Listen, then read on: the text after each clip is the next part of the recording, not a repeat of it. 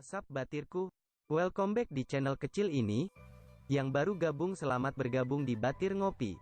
Seperti biasa, di video kali ini, Mimin akan membahas alur cerita Battle Through the Heavens versi novel. Jadi harap maklum, jika antara narasi dan gambar yang kadang kurang nyambung, karena di episode yang Mimin sampaikan belum rilis filmnya. Matur suwun. Yunsan sedikit merajut alisnya. Dia menatap Ling Ying. Apakah itu ancaman? Kamu bisa menganggapnya seperti itu? Jangan meragukan kebenaran dari kata-kata yang telah saya katakan. Ling Ying menatap Yunsan dan berkata dengan suara lembut dan dalam.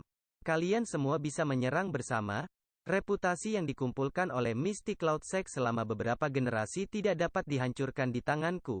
Namun, jika Anda semua dapat meninggalkan Mystic Cloud Secte dari tangan saya, kami akan berhenti setelah acara hari ini. Yunsan menghela nafas dan tidak mengatakan apa-apa lagi. Tubuhnya perlahan naik ke udara tanpa peringatan. Lonjakan energi sebenarnya menyebabkan ruang kosong di sekitarnya sedikit berfluktuasi. Ekspresi Hai Bodong sedikit suram saat dia menyaksikan Yunsan perlahan naik ke udara. Dia dan Ling Ying saling bertukar pandang. Yang pertama kemudian menoleh ke arah Xiao Yan dan berkata dengan suara yang dalam, "Kamu harus membiarkan ular besar itu melindungimu. Dia dan aku akan pergi dan memblokir Yunsan. Kalian berdua berhati-hatilah." Xiao Yan ragu-ragu sejenak sebelum mengangguk. Tatapannya tiba-tiba berbalik ke arah Ling Ying dan berkata, "Pak tua ini, saya ingin tahu apakah Anda, jangan bertanya apapun tentang aku. Setelah Anda meninggalkan Mystic Cloud Secte, saya juga akan meninggalkan Kekaisaran Jiama. Ketika waktu sudah matang di masa depan, Anda secara alami akan tahu." Ling Ying melambaikan tangannya dan mengambil inisiatif untuk mengganggu kata-kata Xiao Yan.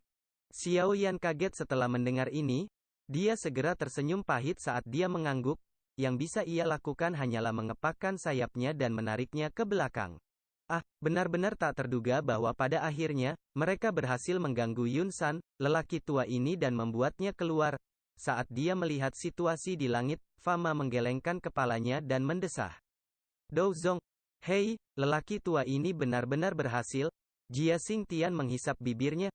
Kecemburuan yang tidak bisa disembunyikannya muncul di wajahnya. Dia saat ini berada di puncak kelas Do Huang.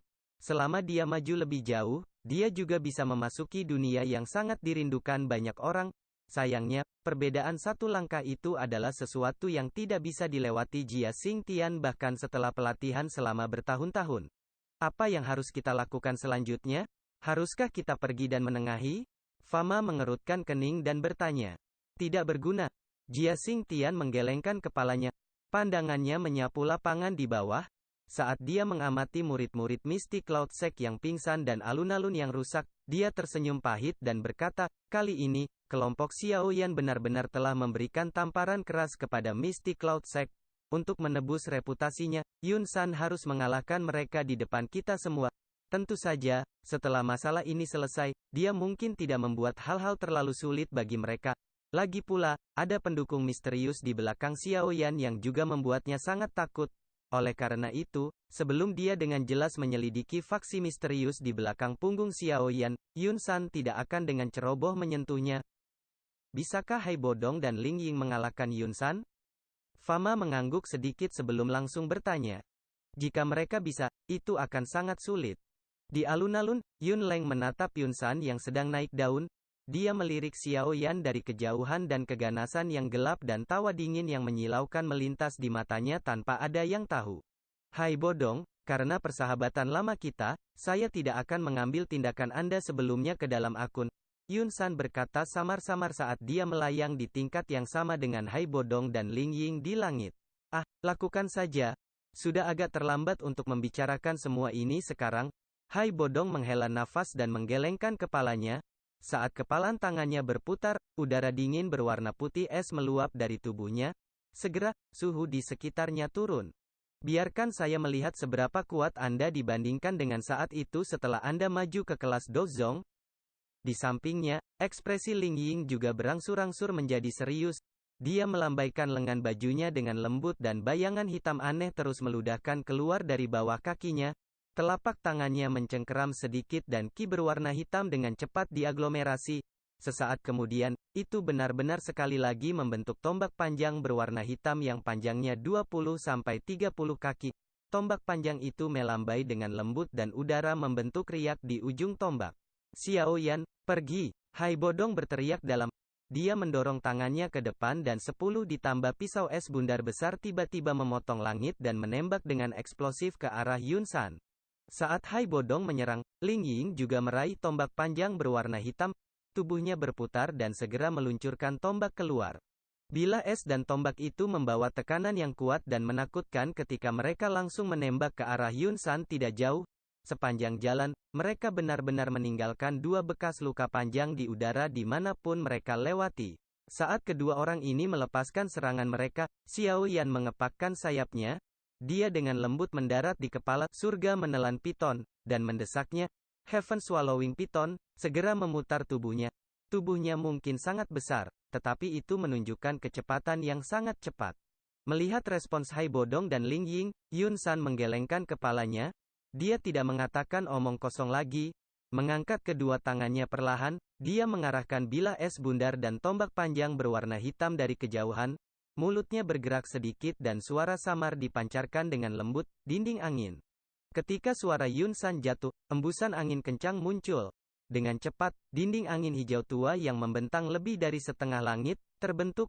Ukuran dinding itu begitu besar sehingga membuat semua orang di bawahnya terpesona. Bilah es bundar dan tombak panjang berwarna hitam langsung tiba di depan dinding angin.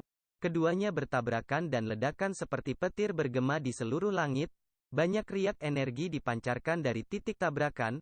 Namun, dinding angin berwarna hijau gelap, yang sedikit terlalu besar, tidak menunjukkan sedikit pun kehancuran.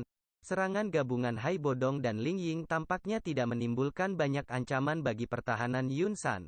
Ekspresi Hai Bodong dan Ling Ying sedikit berubah ketika mereka menatap dinding angin besar yang membentang di langit. Sudut mata Yun San melirik Heaven Swallowing Python, yang terbang menjauh. Tangan kanannya melambai ke arah yang diterbangkannya.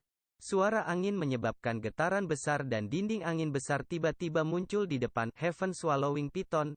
Yang terakhir terkejut dan buru-buru menggerakkan tubuhnya untuk menghindari bertabrakan dengannya. 10.000 angin mengikat. Setelah memblokir jalur terbang dari Heaven Swallowing Python, tangan Yun San tiba-tiba mengepalkan tangan ke arah Hai Bodong dan Ling Ying. Segera, tali angin esensi yang diaglomerasi dari angin liar muncul dari segala arah.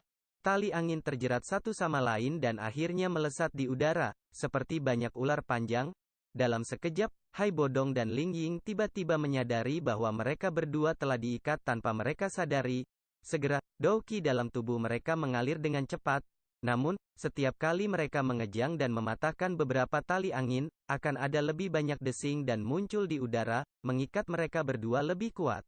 Dia memang layak menjadi Douzong yang kuat. Metode serangan yang ia gunakan tidak dapat dianggap luar biasa, tetapi dua Dou Huang tidak memiliki kekuatan untuk melawan di tangannya. Apakah ini perbedaan antara dua tingkat? Jia Xingtian dan yang lainnya tanpa sadar menghela nafas ketika mereka menyaksikan Hai Bodong dan Ling Ying diikat oleh Yun San setelah hanya pertukaran belaka di langit. Sepertinya Xiao Yan dan yang lainnya benar-benar dikalahkan kali ini.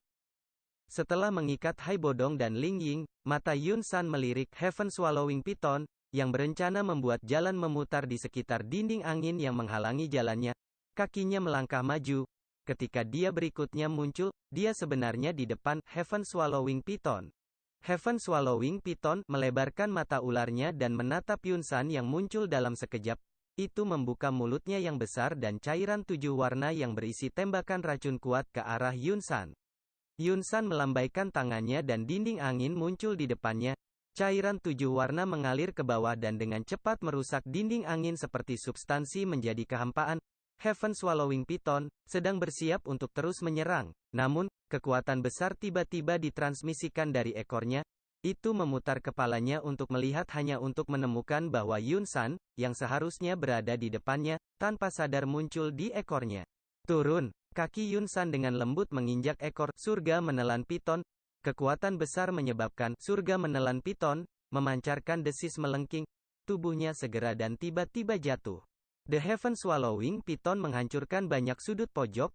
Segera, tanah yang keras itu dikompresi oleh tubuh besar sampai pecah.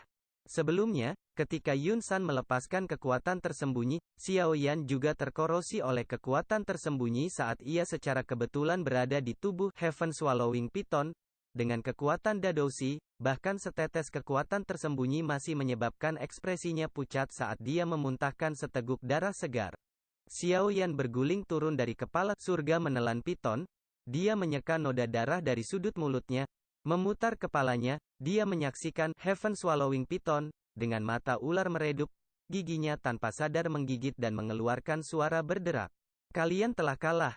Ketika angin lembut bertiup, sosok Yun San sekali lagi muncul di udara di depan Xiao Yan dengan cara seperti hantu saat dia berkata dengan lemah.